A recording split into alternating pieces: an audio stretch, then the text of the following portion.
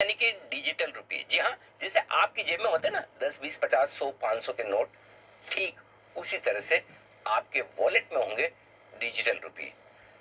आमतौर पर आपको यूपीआई पेमेंट करने के लिए कहीं न कहीं वॉलेट खुलवाना पड़ता है, या फिर आप बैंक अकाउंट खुलवाते हैं और उसके जरिए डिजिटल पेमेंट्स करते हैं या डिजिटल पेमेंट्स रिसीव करते हैं।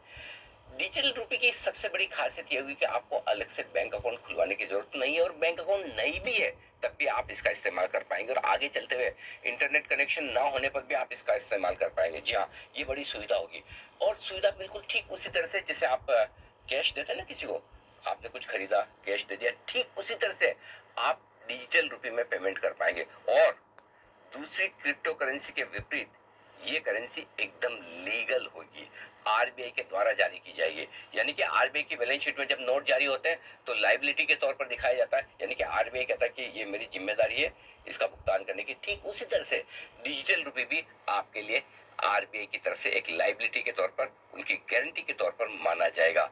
फिलहाल दो तरह की डिजिटल रुपये होंगे। शुरुआत करने के लिए जो पायलट प्रोजेक्ट लॉन्च हुआ है वो हुआ है होलसेल करेंसी के तौर पर, जिसमें बैंक्स आपस में ट्रांजैक्शन करेंगे, जो गवर्नमेंट सिक्योरिटीज के या उनके आपस के पेमेंट्स के जो ट्रांजैक्शन होते हैं वो डिजिटल रुपी होलसेल में होंगे। और आगे चलते हुए आपके हमारी सबकी सुविधा के लिए डिजिटल रुपी रिटेल भी जारी किया जाएगा, जिसमें आप और हम सब इस्तेमाल कर पाएंगे। और ये डिजिटल रुपी ठीक उसी तरह से होगा, अगर आपको डिजिटल रुपी को नोट में बदलना है, फिजिकल नोट आपको आरबीआई से मिल जाएंगे, या आपके पास फिजिकल नोट है और आपको डिजिटल रुपी चाहिए तो आपके पास वो भी कन्वर्ट हो पाएंगे, यानी कि पूरी तरह से कन्वर्टेबल।